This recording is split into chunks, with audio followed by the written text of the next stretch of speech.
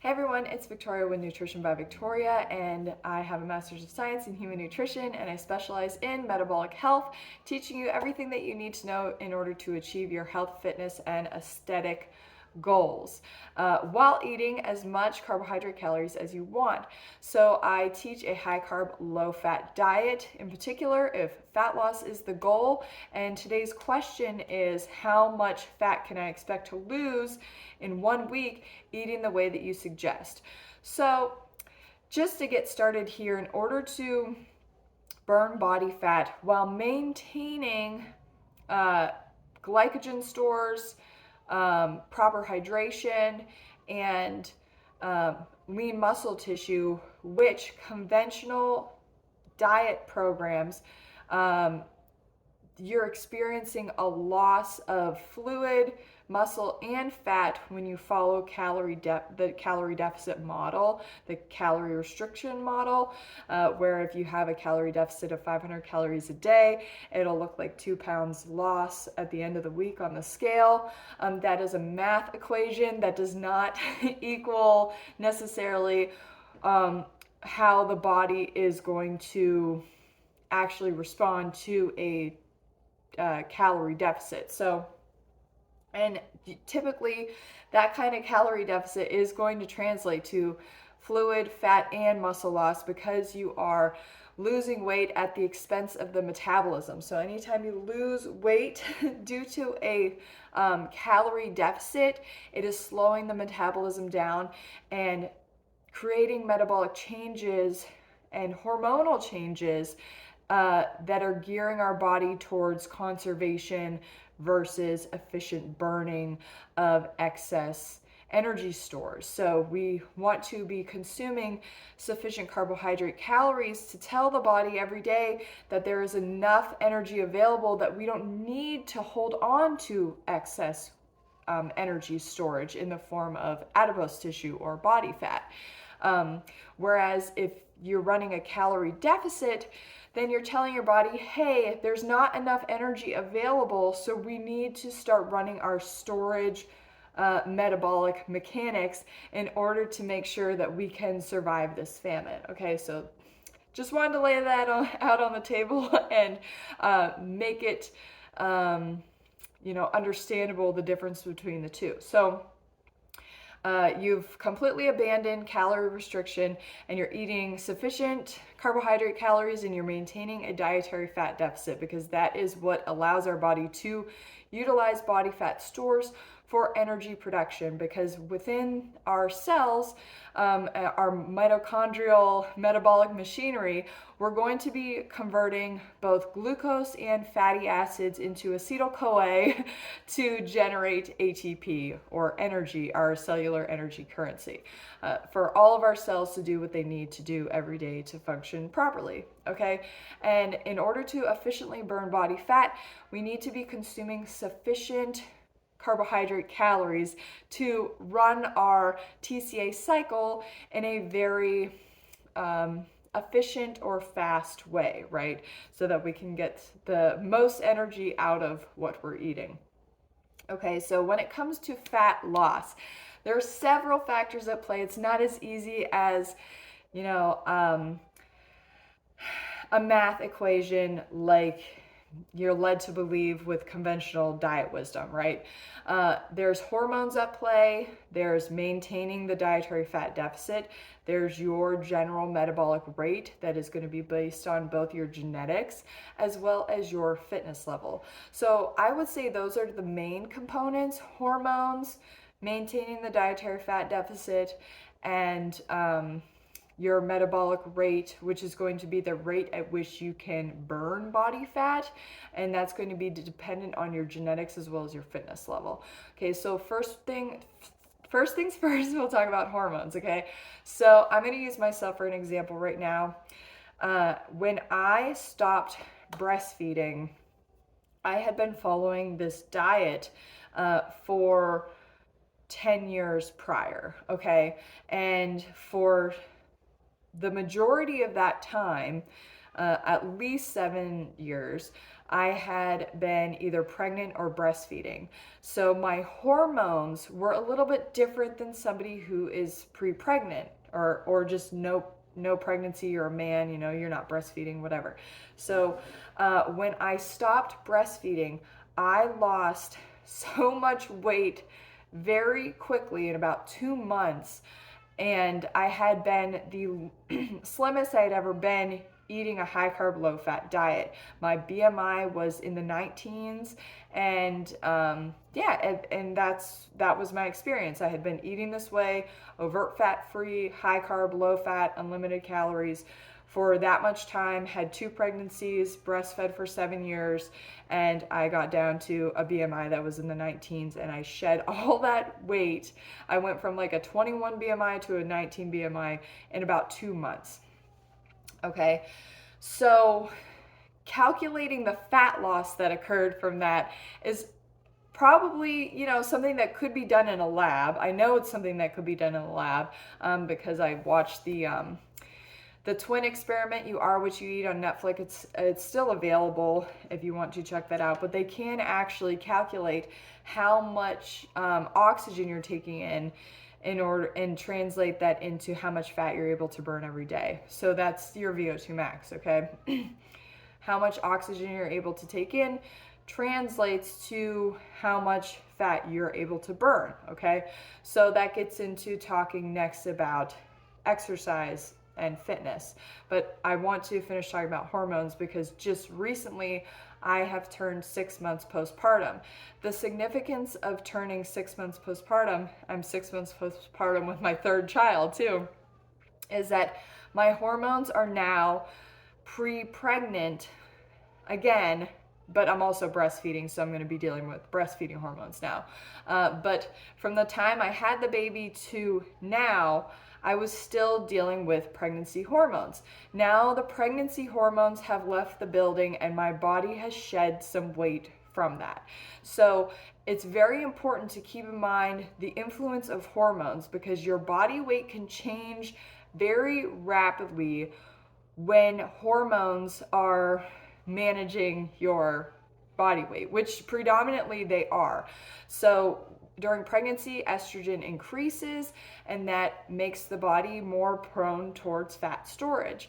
And then now that I'm back to pre-pregnancy hormones again, my body's like, okay, we don't need this excess, fat and fluid as much as we did anymore. You're still breastfeeding though, so we may hold on to a bit more. Depends on how much you can eat every day to, handle, the breastfeeding load, basically. So I noticed my clothes are fitting a little bit better. And yeah, I just, in general, I'm feeling really good too. I've noticed just a shift in my energy being higher now that I am 6 months, past the 6 month part of being postpartum. Okay, so I just want you to understand the importance of hormones. So there's some things that you can look for when it comes to hormones and how they are influencing how much fat you're able to burn or how much fat you're carrying on your body. TSH is one of them. You want your TSH to be in the lower normal range. That's an indication that your body is metabolically healthy. You want all your other hormone levels, insulin, cortisol, and your sex hormones all to be within normal range. Generally, if you have a higher testosterone level, you're going to be a bit more anabolic, but you're also going to have a higher metabolism as well. For a woman, you want your sex hormones, estrogen and progesterone, to just be within normal range. And in regards to cortisol, you want that to be within normal range. You're going to have some elevations in cortisol that naturally occur, like I've discussed previously, from 6 to 8 in the morning. Our cortisol is higher to help us get out of bed and seek out food. And as long as you're eating sufficient carbohydrate calories every day, your cortisol is going to be normal, which is going to help you to carry less weight, especially in the midsection, as well as carry less fluid. And then insulin, when you're insulin resistant, your body's not going to want to burn fat. When you're insulin sensitive, your body's going to want to burn fat and then the difference between being insulin resistant and insulin sensitive comes down to 2 factors. One, eating sufficient carbohydrate calories every day. And two, keeping your diet low in fat. That's what produces insulin sensitivity. Insulin resistance generally is due to having too much fat in the diet, not enough carbohydrates, and coming from a background of under eating, particularly of carbohydrates. Okay, so now we got hormones out of the way. The second factor is going to be maintaining that dietary fat deficit. I recommend, if you have fat that you want to lose off of your body, to eat 0 overt fat foods. No animal products, no oil. Check the packages of the food that you like to eat. And even if it says 0 grams of fat on the label, it should also not have any oil in the ingredients, okay? Because sometimes there can be oil in the ingredients, it doesn't register on the nutrition panel, and it's still going to be registering on your waistline, especially if you're eating a lot of servings of it, okay? So make sure it is oil free. Next is focusing your diet mostly on fruits, sugars, and starches. These foods will help you to get the carbohydrate calories in that you need, and also maintain that dietary fat deficit. And you want to focus on starches that are low in fat. So potatoes and rice are honestly the best options. Pasta is okay, but it still has 1 gram of fat per serving. Oats are okay, but there still can be up to 3 grams of fat per serving. So stick with the lower fat options, the rice and the potatoes, and really front load the majority of your diet with sweet fruit like bananas, dates, mangoes, and sugar. Sugar really drives down the desire for fats because it's giving your body that energy that it needs, and it helps to satiate your appetite. And it also drives down in general just the percentage of fat that comes in through your diet. So really, like, if you want to give your body the best shot at burning its body fat stores, you want the least amount of fat coming into the diet. But you also don't want your diet to be completely just sugar, okay? You still want nutrients, you still want fiber. The fiber is beneficial for regulating your blood sugar levels, and sometimes when you're just consuming straight up sugar, you're actually going to be dealing with more like reactive hypoglycemia, because there's no fiber to kind of like usher in a more regulated blood sugar response, okay? So you're basically dumping a bunch of sugar into your blood, and then your body's clearing it right away, so then you need to eat more. So what you want to do is have some fiber with your sugar. So I recommend fruit with sugar added as like the best option, so then you still have that fiber to just make a nice regulated blood sugar level from your GI tract into your bloodstream and then into your cells, okay? But when it comes to burning fat, you really, like, I think something that people don't understand is how long it actually takes to burn fat. So even with like running a marathon, you're not going to run out of fat, but you are going to run out of carbs. So it's really important to just make sure that you're eating enough carbohydrates every day. And by eating enough carbohydrates, you're naturally going to be increasing your metabolism. So getting now into the next section of genetics and fitness, right? So by taking in more carbohydrates, and this is a question I had yesterday too, is what comes first, the chicken or the egg? But what comes first, the exercise or the food? And in order to do the exercise, in order to be more active, in order to be more productive in your daily life, you need to take in the carbohydrates first, okay? So first you got to eat the carbs, then you can do the activity. Then you can handle a higher workload. And then you're taking in more oxygen, which translates to more fat burning, okay? We need oxygen in order to oxidize fat. So the way that fat gets broken down is through oxidation. So we need oxygen to be coming in and saturating our cells in order to burn body fat. And the more oxygen you can take in, the more fat you can burn. So carbohydrates help you to be able to increase your metabolism so that you can burn more fat by just simply being able to do more, okay? In athletes, it is found that people that are highly conditioned athletes are able to burn more fat. Why? Because they take in more oxygen.